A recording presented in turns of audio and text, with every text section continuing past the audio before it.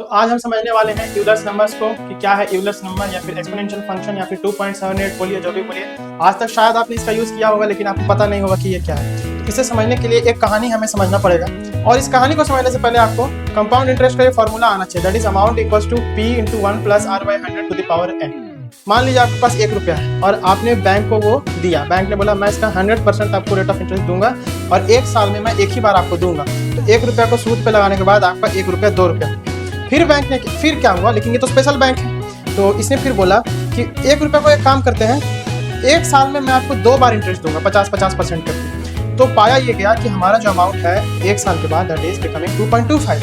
फिर बैंक वालों ने बोला नहीं चलिए हम आपको जो है 1 साल में 4 बार सूद देंगे लेकिन 25% कर करके, तो ये 2.44 हो गया। फिर बैंक वालों ने बोला कि नहीं 1 साल में हम आपको 10 बार सूद देंगे लेकिन 10% करके, तो ये अमाउंट और बढ़ गया। तो बैंक वालों को लग रहा था कि मेरा नुकसान हो रहा है लेकिन एक्चुअल में मेरा फायदा हो रहा है, मैंने सब कैलकुलेट कर लिया। फिर बैंक वालों ने बोला कि हम आपको 1 साल में 100 बार सूद देंगे लेकिन हर बार 1% करके देंगे, तो ये अमाउंट जो है 2.7048 के आसपास पहुंचने लगा।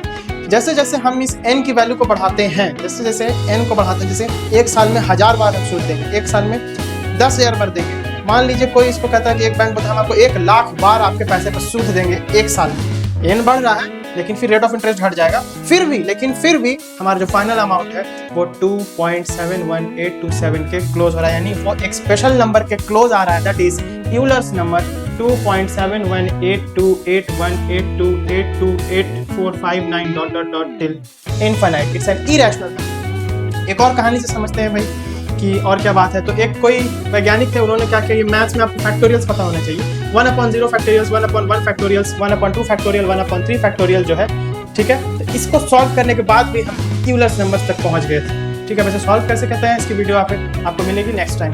अब इसका एप्लीकेशन क्या है, तो ये कहाँ पाया, क्या यूज है। फॉर एग्जाम्पल अगर कोई पौधा है उसकी हाइट 1 सेंटीमीटर है, 1 साल के बाद आफ्टर 1 ईयर मान लेते हैं वो x + 10 होता है, तो वो अचानक से तो नहीं होगा पौधा इतना है, 1 साल बाद अचानक से इतना थोड़ा ना होगा, नहीं ऐसा नहीं होता। वो पौधा धीरे धीरे हमेशा बढ़ते रहता है।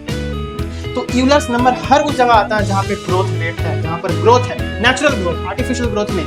तो ये तो एक एग्जांपल हो गया।